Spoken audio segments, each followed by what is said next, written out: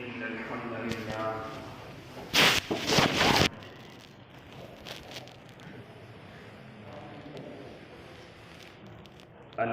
لله رب العالمين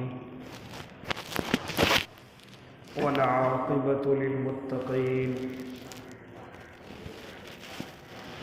والصلاة والسلام على سيد الأنبياء والمرسلين وعلى آله وأصحابه وأزواجه وذرياته أجمعين.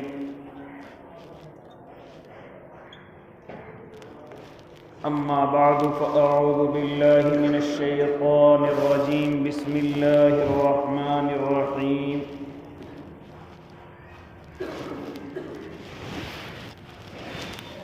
النبي أولى بالمؤمنين من أنفسهم وأزواجه أمهاتهم.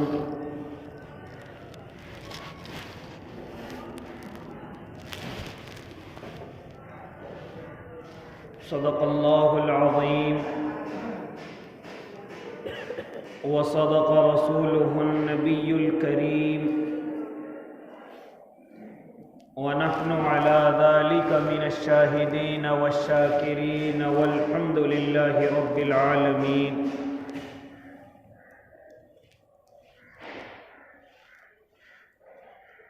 واجب الاحترام ساتھیوں، بزرگوں، نوجوانوں اور معصوم بچوں،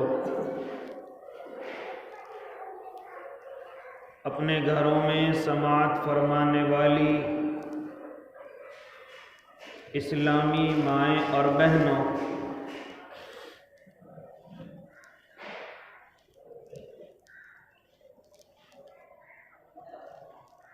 آپ حضرات کے سامنے عرصہ دراز سے سیرت طیبہ کے عنوان پر گفتگو ہو رہی ہے. اس وقت میں اللہ کے نبی صلی اللہ علیہ وسلم کی ازواج مطہرات کا تذکرہ، آپ علیہ الصلاۃ والتسلیم کی بیویوں کا تذکرہ، جو تمام امت کی مائیں ہیں اور ان کو امہات المؤمنین کے لقب سے ملقب کیا گیا. وہ تمام امت کے مردوں کی بھی مائیں ہیں اور عورتوں کی بھی مائیں ہیں. لہذا ان تمام کی تمام ازواج مطہرات کا مختصر تذکرہ آپ حضرات کی خدمت میں پیش ہو رہا ہے. آپ علیہ الصلاۃ والتسلیم نے 11 نکاح فرمائے ہیں. پہلا نکاح ام المؤمنین حضرت خدیجۃ الکبریٰ رضی اللہ تعالی عنہا سے اس وقت میں ہوا ہے جب آپ کی عمر مبارک 25 سال ہے اور حضرت خدیجۃ الکبریٰ رضی اللہ تعالی عنہا کی عمر اس وقت میں 40 سال ہے. ان کی دینی شرافت، حمیت، زہد و تقوی کی بنا پر، چونکہ وہ اسلام لانے سے پہلے بھی تمام کے تمام مکے والے طاہرہ طیبہ کے نام سے پکارتے ہیں، ان تمام اوصاف کی بدولت حضرت خدیجۃ الکبریٰ سے آپ نے نکاح فرمایا ہے. عمر زیادہ ہونے کی وجہ سے دل کے اندر کوئی ملال نہیں، یہاں تک کہ آپ تمام ازواج مطہرات میں سب سے زیادہ محبت حضرت خدیجۃ الکبریٰ ہی سے فرماتے تھے، ان کے ہوتے ہوئے کوئی اور نکاح نہیں فرمایا، یہاں تک کہ جب وہ اس دنیا سے رخصت ہو گئی تو آپ اپنی زندگی کے اندر بڑے تذکیرے حضرت خدیجۃ الکبریٰ کے فرمایا کرتے تھے۔ آپ علیہ الصلاۃ والتسلیم کی زندگی سے حضرت خدیجۃ الکبریٰ رخصت ہو گئی، آپ اس سال بڑے غمگین رہے اور اس سال کو عام الحزن کہا کہ یہ غم کا سال ہے، بڑے غمگین رہتے ہیں۔ لہذا حضرت عثمان بن مظعون رضی اللہ تعالی عنہ کی اہلیہ محترمہ حضرت خولہ بنت حکیم آپ علیہ الصلاۃ والتسلیم کی خدمت میں حاضر ہوتی ہیں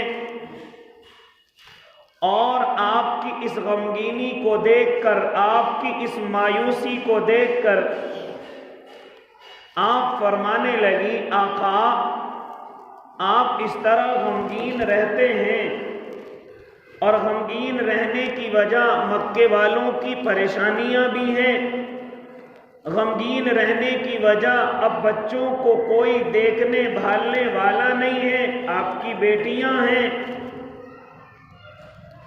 اسی طریقے سے گھریلو کام کاج کو سنبھالنے والا کوئی نہیں، اور باہر کی تمام ذمہ داریاں آقا کے کاندھوں پر ہیں، دعوت کی ذمہ داریاں، لوگوں کو، غریبوں کو، مسکینوں کو، غلاموں کو سنبھالنے کی ذمہ داریاں، اسی طرح اسلامی نظام کو قائم کرنے کی غور و فکریں، یہ تمام کی تمام ایک ساتھ آپ کی زندگی کے اندر ہیں۔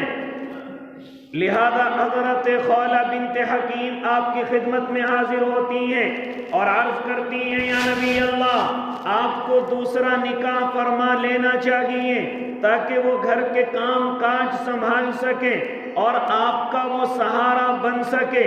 لہذا جیسے اللہ کے نبی سے حضرت خولہ نے یہ بات ارشاد فرمائی ہے تو حضرت خولہ سے آپ علیہ الصلاۃ والتسلیم ارشاد فرماتے ہیں، اے خولہ کیا تم نے کوئی دیکھا ہے، کوئی ایسا گھر آپ نے تجویز کیا ہے؟ ہاں، حضرت خولہ فرماتی ہیں، یا نبی اللہ ایک اللہ کی نیک بندی ہے، اگرچہ ان کے شوہر محترم اس دنیا سے رخصت ہو گئے ہیں لیکن بڑی نیک ہیں، پارسا ہیں، لیکن اللہ کے نبی آپ یہ بتلائیے کہ آپ صیبہ سے کریں گے یا باکرہ سے کریں گے، آپ کنواری سے کریں گے یا مطلقہ یا شادی شدہ سے کریں گے؟ چنانچہ آقا نے ارشاد فرمایا تمہاری نظروں میں کون ہے؟ تو پھر حضرت خولہ فرماتی یا نبی اللہ ایک حضرت سودا رضی اللہ تعالی عنہا ہے، ایمان کے اندر داخل ہو چکی ہیں، اسلام قبول کر چکی ہیں، ہاں ان کے شوہر اس دنیا سے رخصت ہو گئے ہیں، اور دوسری اگر آپ کنواری سے کرنا چاہتے ہیں تو آپ کے سب سے محبوب حضرت ابو بکر صدیق کی بیٹی حضرت عائشہ ہیں۔ آپ حکم فرمائیے مجھے نکاح کا پیغام کہاں لے کر کے جانا ہے؟ چنانچہ میرے آقا ارشاد فرماتے ہیں دونوں جگہ بھجواؤ۔ چنانچہ حضرت خولہ بنت حکیم حضرت سودا رضی اللہ تعالی عنہا کے پاس پہنچتی ہیں اور جا کر کے نکاح کا پیغام سناتی ہیں۔ اگر آپ چاہیں چنانچہ آپ اللہ کے نبی سے نکاح کر سکتی ہیں۔ حضرت سودا چونکہ خود پریشانی کے عالم میں ہیں، شوہر اس دنیا سے رخصت ہو چکے ہیں، لہذا جیسے یہ پیغام آقا کا حضرت سودا کی خدمت میں پہنچتا ہے، حضرت سودا بنت زمع رضی اللہ تعالی عنہ اس نکاح کے پیغام کو یہ کہہ کر کے قبول فرماتی ہیں، ہاں سردار آقا ہمارے آقا ہیں، وہ محمد عربی ہمارے سردار ہیں، لہذا ہمارا تمام مرنا اور جینا انہی کے لیے ہے، اگر وہ چاہتے ہیں تو میں اپنی طرف سے بخوشی قبول کرتی ہوں۔ لہذا حضرت خولہ اب ان کے والد محترم زمع کے پاس پہنچتی ہیں اور فرماتی ہیں اے اے خولا، اے حضرت سودا کے والد محترم، آپ کی بیٹی کا نکاح اگر محمد عربی سے کر دیا جائے تو آپ کی اس میں کیا رائے ہے؟ حالانکہ ایمان ابھی قبول نہیں کیا، اسلام کے اندر ابھی داخل نہیں ہوئے، لیکن جیسے یہ نکاح کا پیغام حضرت سودا رضی اللہ تعالیٰ عنہ کے والد محترم کے سامنے پہنچتا ہے، آپ فوراً اس کو پسند فرماتے ہیں اور قبول فرماتے ہیں، اور ساتھ میں ارشاد فرماتے ہیں کہ ایک دفعہ حضرت سودا کی بھی رائے لے لی جائے۔ چنانچہ وہ فرماتی ہیں میں ان سے معلوم کر کے آ چکی ہوں۔ کون ہے یہ حضرت سودا؟ یہ حضرت سودا قریشی خاندان سے تعلق رکھتی ہیں، یہاں تک کہ آپ کے سلسلہ نسب میں جو لوئی کے نام سے ایک نام آتا ہے، اسی سے جا کر کے ان کا خاندان اللہ کے نبی سے جا کر کے مل جاتا ہے۔ قریشی خاندان سے تعلق رکھتی ہیں اور ابتدائے اسلام کے اندر ہی اسلام کے اندر داخل ہو جاتی ہیں۔ ایسے وقت میں داخل ہوتی ہیں جب مکہ المکرمہ کے اندر زیادہ اسلام قبول کرنے والے لوگ نہیں ہیں، لیکن محمد عربی صلی اللہ علیہ وسلم کی دعوت ہر گھر کے اندر پہنچ چکی ہے، اور تمام کے تمام مکے والوں کو یہ معلوم ہو گیا ہے کہ ایک محمد عربی دین کی دعوت لے کر کے آئے ہیں، ایک اللہ کی طرف بلانے آئے ہیں، ہاں ان تمام کے تمام بتوں کے سامنے جھکنے سے منع کرنے والے ہیں۔ لہذا اللہ کے نبی صلی اللہ علیہ وسلم کی دعوت جب مکہ المکرمہ کے ہر گھر میں پہنچتی ہے تو یہی دعوت حضرت سودا کو بھی پہنچتی ہے۔ حضرت سودا اسلام قبول کر لیتی ہیں، لہذا ایمان کے اندر داخل ہو جاتی ہیں۔ ان کا پہلا نکاح انہی کے چچا زاد بھائی سکران رضی اللہ تعالی عنہ سے ہو جاتا ہے۔ لہذا آپ نے جیسے ایمان قبول کیا، آپ نے جیسے اسلام قبول کیا، آپ بھی ہاتھ دھر کر کے نہیں بیٹھتی ہیں بلکہ اسلام کی دعوت شروع کر دیتی ہیں، عورتوں میں جا کر کے معلمات بن کر کے اور دین کی مبلغہ بن کر کے لہذا اسلام کی دعوت شروع کر دیتی ہیں، اور بڑی بڑی صحابیہ آپ کی دعوت کی وجہ سے اسلام قبول کرتی ہیں۔ بڑے بڑے صحابی اللہ کے نبی کے وقت میں حضرت سودا بنت زماں کی دعوت کی وجہ سے اسلام قبول کرتے ہیں، لہذا یہ مجمع بڑھتا چلا گیا، یہ گروہ بڑھتا چلا گیا جو اسلام قبول کرتا ہے۔ لہذا آقا بھی دعوت دے رہے ہیں، مرد بھی دعوت دے رہے ہیں، اور اس وقت میں عورتیں بھی عورتوں کے اندر اسلام کی دعوت دے رہی ہیں۔ حضرت سودا نے بھی اسلام کی دعوت شروع کی۔ بڑی بڑی صحابیات، بڑے بڑے صحابہ اسلام کے اندر داخل ہوتے ہیں۔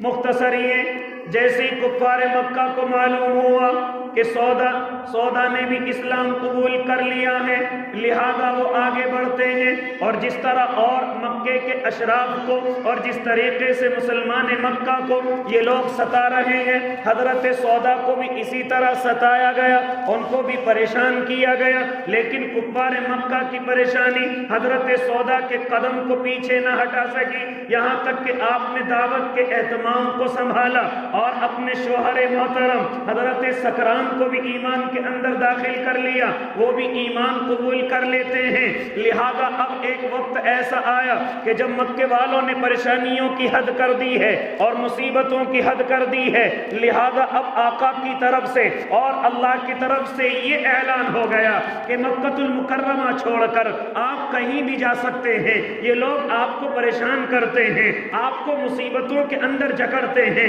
لہذا آپ مکہ چھوڑ دیجئے۔ چنانچہ پہلا قافلہ 11 مردوں کا ہے اور اس میں 4 عورتیں ہیں، یہ قافلہ حبشہ کی طرف چلا ہے۔ لوگوں نے حضرت سودا کو بھی کہا کہ آپ اپنا قافلہ آپ بھی اسی میں داخل ہو جائیں اور مکہ چھوڑ کر آپ حبشہ چلی جائیں، لیکن آپ پہلے قافلے میں نہیں گئی جو کہ 5واں سال ہے، لہذا پھر اس کے بعد 6واں سال آتا ہے، ایک اور قافلہ مکہ المکرمہ سے روانہ ہوتا ہے جس میں 83 مرد ہیں اور 20 عورتیں ہیں۔ لہذا یہ حضرت جعفر طیار کی قیادت میں یہ قافلہ حبشہ کی طرف چلا ہے۔ لہذا جب پریشانیاں بڑھتی گئی تو حضرت سودا اور ان کے شوہر محترم انہوں نے بھی اسی قافلے میں چل کر مکہ المکرمہ سے ہجرت کرنے میں ہی عافیت سمجھی۔ آپ مکۃ المکرمہ چھوڑ کر حبشہ چلی گئی. آپ کے شوہر محترم بھی اس ہجرت میں شامل ہیں. مختصر گفتگو یہ کہ ہجرت حبشہ آپ کے سامنے شروع میں اس کا مفصل تذکرہ آ چکا ہے. لہذا جیسے اسلام کو غلبہ ہوتا گیا ویسے ہی یہ حبشہ جانے والے حضرات مکۃ المکرمہ کو واپس لوٹتے گئے.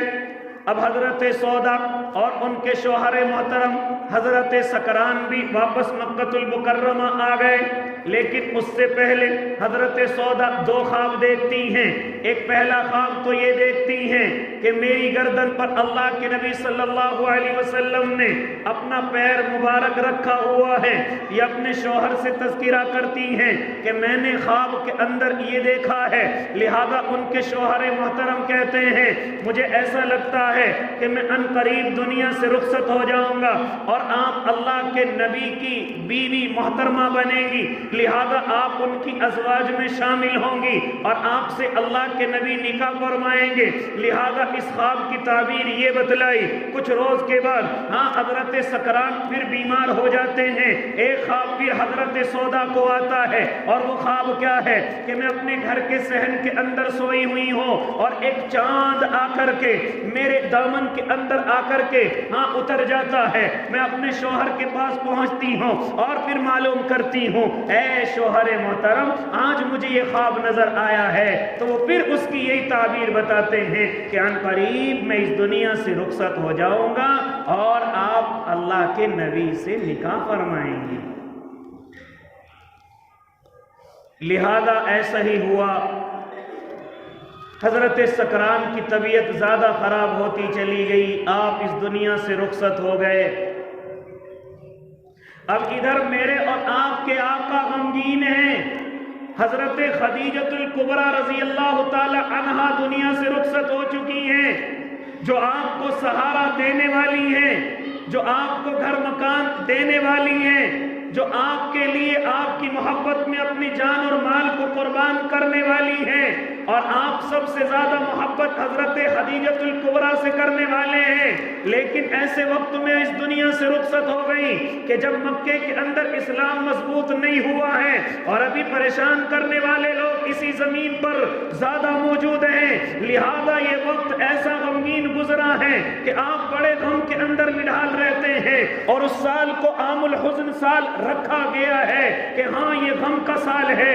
لہذا ادھر حضرت سودا ان کے شوہر دنیا سے رخصت ہو چکے ہیں، یہ ادھر غمگین ہیں. لہذا اسی کے بیچ میں حضرت خولہ بنت حکیم رضی اللہ تعالی عنہ اللہ کے نبی کی خدمت میں یہ پیغام لے کر کے آئی ہیں آقا آپ کے بچے ہیں اور آپ کو گھر کی ذمہ داری کے ساتھ ساتھ باہر کی ذمہ داری بھی سنبھالنی ہے. اگر آپ گھر کی ذمہ داریوں میں مصروف ہو جائیں گے تو باہر کی ذمہ داریوں کو کون سنبھالے گا؟ لہذا آقا آپ نکاح فرما لیجئے، آپ اپنا دوسرا نکاح فرما لیجئے. میرے آقا نے اس تجویز کو قبول فرمایا اور کہا خولہ جاؤ جہاں بھی تمہارا ارادہ ہو اور دل چاہے دونوں میں سے کوئی سی بھی جگہ نکاح کا پیغام دے دو. یہ دوسرا نکاح کرنا کوئی عیب نہیں. اگر بچے گھر کے اندر معصوم ہیں اور باہر کی ذمہ داری آپ کے سروں پر زیادہ ہے تو یہ دوسرا نکاح کر لینا کوئی عیب نہیں. میرے اور آپ کے آقا کی سنت ہے. جب انسان کو بھوک لگتی ہے تو بھوک صرف کھانے سے ختم ہوتی ہے. آپ یہ سوچیں کہ پانی زیادہ پی لوں میری بھوک ختم ہو جائے گی، ایسا نہیں ہو سکتا. جب پیاس زیادہ لگے آپ کتنا ہی کھانا کھاتے رہیں لیکن کچھ دیر میں پیاس پھر شدت پکڑ جاتی ہے اور جب تک آپ کو پانی کا گھونٹ نہ ملے کھانا بھی اچھا نہیں لگتا. اسی طرح کچھ خواہشیں اللہ نے بندے کے اندر رکھی ہیں. جس طرح کھانے کی خواہش صرف روزی سے ہی پوری ہوگی، پیاس کی خواہش صرف پانی سے ہی پوری ہوگی، اسی طرح اور بھی خواہشیں ہیں کہ وہ اسی راستے سے پوری ہوں گی. اب انسان کی مرضی ہے چاہے اس کو حلال طریقے سے پوری کر لے یا حرام طریقے سے پوری کر لے. بات سمجھ آ رہی ہے؟ اس لیے میرے بھائی اگر اس طریقے کے حادثات زندگی کے اندر پیش آ جائے تو دوسرا نکاح کر لینا یہ کوئی عیب نہیں. گھر کی ضرورتوں کو دیکھ کر، اپنے معصوم بچوں کے چہروں کو دیکھ کر، اپنے گھر کی ذمہ داریوں کو دیکھ کر اس طریقے سے اگر کر لیا جائے تو کوئی عیب نہیں ہے. میرے بھائی یہ میرے اور آپ کے آقا کا طریقہ ہے. یہاں تک کہ حضرت خدیجہ الکبریٰ کے بعد تو میرے اور آپ کے آقا نے 10 شادیاں کی ہیں، 10 نکاح کیے ہیں، اور جب آپ اس دنیا سے رخصت ہوئے ہیں تو آپ کے نکاح میں بیک وقت 9 بیویاں موجود ہیں. لیکن مجھے اور آپ کو خبر یہ دی گئی ہے کہ آپ بھی 4 نکاح کر سکتے ہیں. یہ آپ کو اجازت ہے. اگر آپ کی خواہشات پوری نہیں ہوتی جائز طریقے سے تو حرام طریقے پر جانے کی ضرورت نہیں. شریعت اجازت دیتی ہے 2 کر لیے جائیں، 3 کر لیے جائیں، 4 کر لیے جائیں. لہذا یہاں 4 تک کی مجھے اور آپ کو اجازت دی گئی ہے. لیکن یاد رکھا جائے، یہ یاد رکھا جائے کہ کسی کے حقوق کے اندر کمی نہ آنے پائے. اگر مکان ایک بیوی کے پاس ہے تو دوسری کے پاس بھی وہی مکان ہونا چاہیے. اگر بیوی کے پاس فلا قیمت کا کپڑا ہے تو دوسری بیوی کے پاس بھی وہی کپڑا ہونا چاہیے. یہاں تک فرمایا حضرت مولانا اشرف علی تھانوی رحمت اللہ علیہ نے، وہ سوال کرتے ہیں ارے اگر گھر کے اندر کوئی 2 تربوز لے کر کے آئے اور گھر میں 2 بیویاں ہیں تو وہ کس طریقے سے ان کو تقسیم کریں؟ تو بتانے والوں نے بتلایا کہ ایک اس کو دے دیا جائے، ایک اس کو دے دیا جائے. فرمانے لگے نہیں، یہ حق تلفی ہے، بلکہ دونوں کو آدھا آدھا کاٹا جائے اور آدھا آدھا کاٹ کر کے ایک اس میں سے اسے دیا جائے اور ایک اس میں سے اسے دیا جائے. ہو سکتا ہے کوئی سا میٹھا ہو، کوئی سا پھیکا ہو، اور یہاں حقوق کی حق تلفی ہو جائے. ایک ایک نہیں بلکہ ان میں سے آدھا آدھا کرنا پڑے گا. تو اگر اس طریقے سے حقوق سنبھال لیے جائیں اور انسان کو طاقت ہے، میرے اور آپ کے آقا کو 30 انسانوں کی طاقت دی گئی، اس لیے اجازت دی کہ آپ اس طرح سے نکاح فرما لیں، کیونکہ آپ کو اور انسانوں کے علاوہ 30 انسانوں کی طاقت ہے. لیکن مجھے اور آپ کو بھی اجازت ہے کہ اگر اللہ نے طاقت دی ہے، تمام کی تمام طاقتیں، خالی بدنی طاقتیں نہیں بلکہ مالی طاقت بھی ہونی چاہیے. آپ ان کے حقوق سنبھال سکتے ہیں، یہ طاقت ہونی چاہیے. آپ ان کے گھروں کا انتظام کر سکتے ہیں، یہ طاقت ہونی چاہیے. آپ اپنے کپڑے اور زیوروں کا انتظام کر سکتے ہیں، یہ طاقت آپ کے اندر ہونی چاہیے. اگر ان کے بچے اس دنیا میں آ جائیں تو پھر دونوں کے ساتھ برابر حسن سلوک کیا جائے، یہ طاقت ہونی چاہیے. لیکن آج میرا اور آپ کا حال کیا ہے؟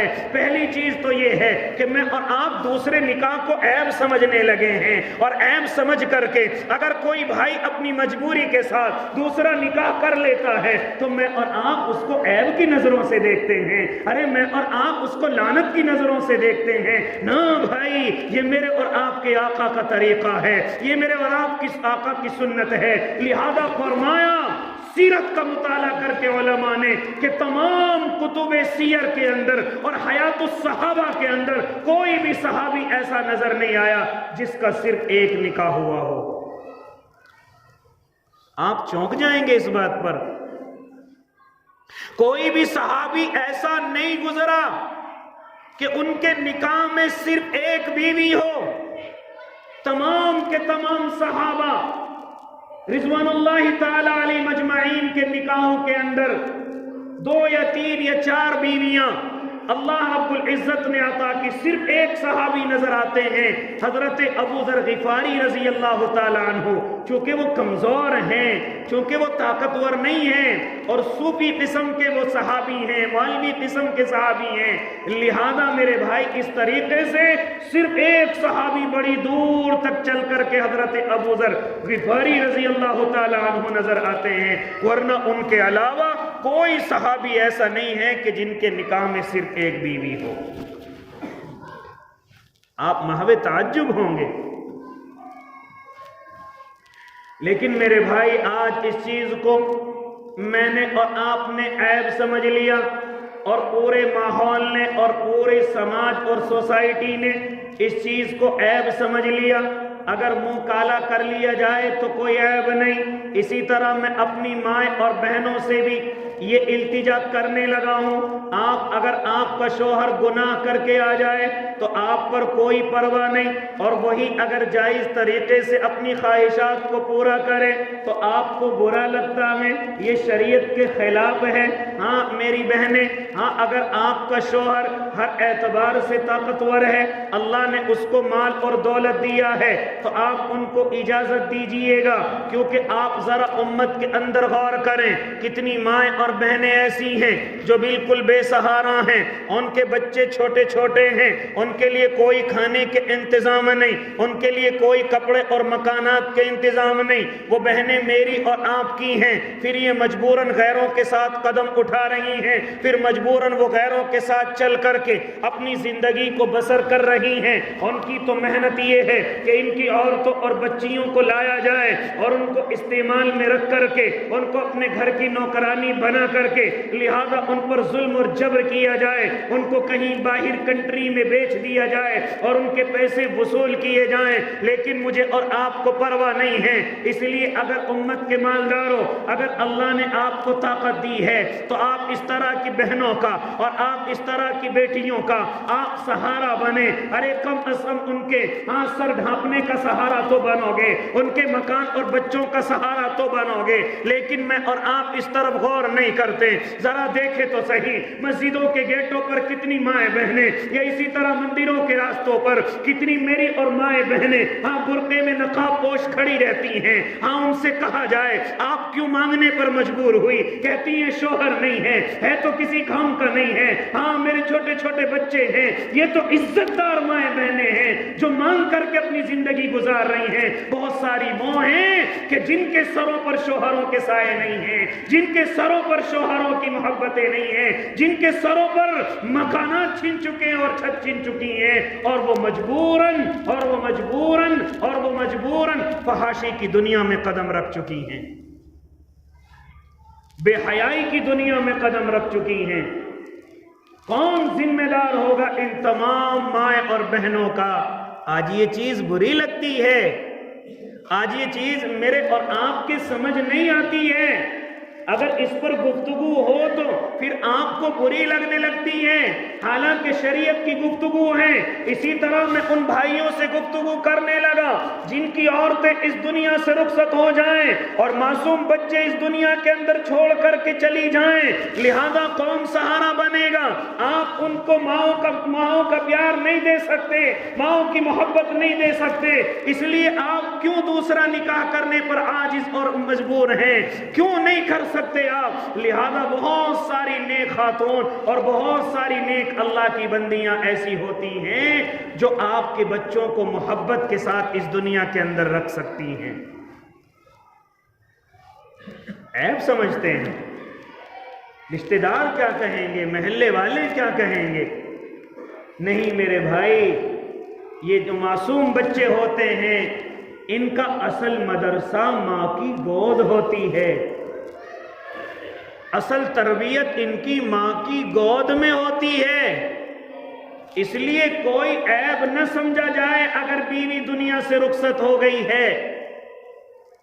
اس لیے میرے بھائی، اللہ کے نبی صلی اللہ علیہ وسلم نے جب دیکھا کہ میرے بچوں کو سنبھالنے والا کوئی نہیں، حضرت خولہ بنت حکیم رضی اللہ تعالی عنہ اللہ کے نبی کی خدمت میں حاضر ہو کر حضرت سودا کا تذکرہ کرتی ہیں، لہذا میرے آقا اس کو قبول فرما لیتے ہیں. اور اسی طرح میں اپنی مائیں اور بہنوں سے عرض کرنے لگا ہوں، آپ اگر دوسرے گھر کے اندر آئی ہیں اور پہلے سے اس گھر کے اندر بچے موجود ہیں، تمہاری ذمہ داری اور اخلاقی فریضہ یہ ہے کہ ان بچوں کو ماں کی یاد نہ آنے دیا جائے، بلکہ ان بچوں کا خیال کیا جائے، ان بچوں کو سینے سے لگایا جائے. جس طریقے سے حضرت سودا اللہ کے نبی کی خدمت میں حاضر ہوتی ہیں اور اس وقت میں حضرت ام کلثوم اور حضرت فاطمہ फातिमा ज़हरा रज़ी अल्लाह ताला अन्हा तकरीबन 5 या 6 साल तक निकाह से पहले हजरत सौदा की तरबियत में रही है, लेकिन सीरत की किताबों में कहीं नहीं मिलता है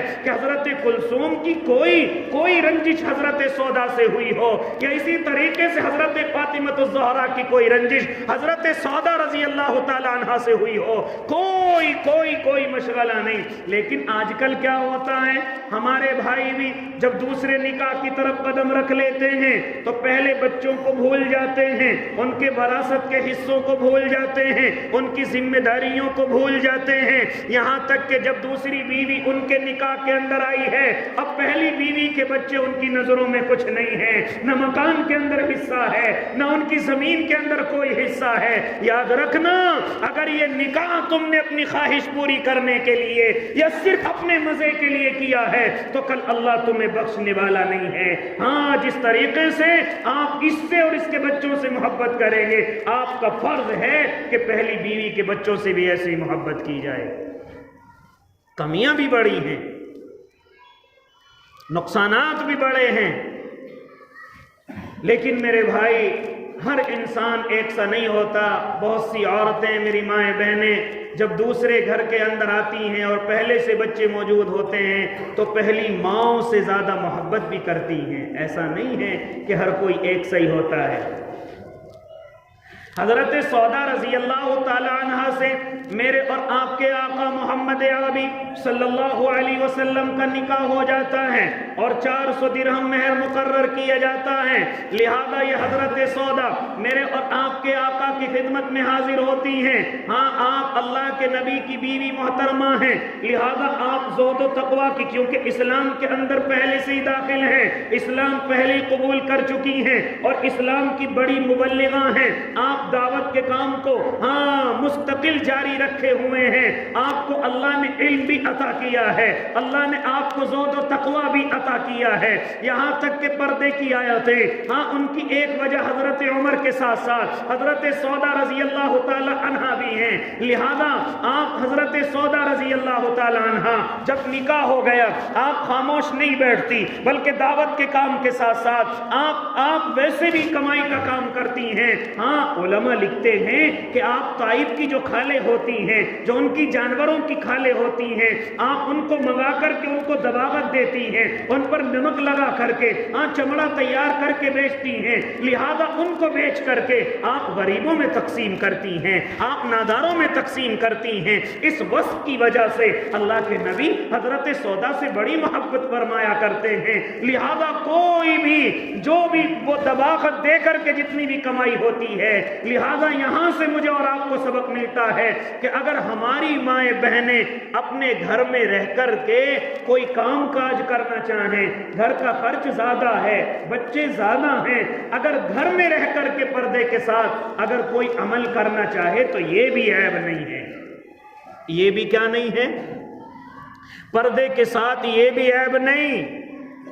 इसलिए हमारी औरतें, हमारी माएँ बहनें अगर घर में रहकर, लेकिन ऐसा नहीं कि अगर बीवी कोई कमाई करने लग जाए तो शौहर हाथ पर हाथ रख कर के घर के अंदर सोता रहे, ये ऐब है। बल्कि आप भी मेहनत करें, आप अपने मकान की तैयारी करें, आप अपने बच्चों की शादियों की तैयारी करें। लिहाजा ये नहीं, कुछ घरों के हाल ये देखे हैं, अगर घर की बीवियां कमा रही हैं तो शौहर हाथ पर हाथ रख करके बैठा हुआ है, ये ऐब है। लिहाजा कमाना चाहिए और मेहनत करनी चाहिए, लेकिन अगर उसके साथ साथ अगर बीवी घर में रह करके कोई काम काज करना चाहे, पर्दे के साथ करना चाहे, कोई गैर महरम घर के अंदर न आने पाए।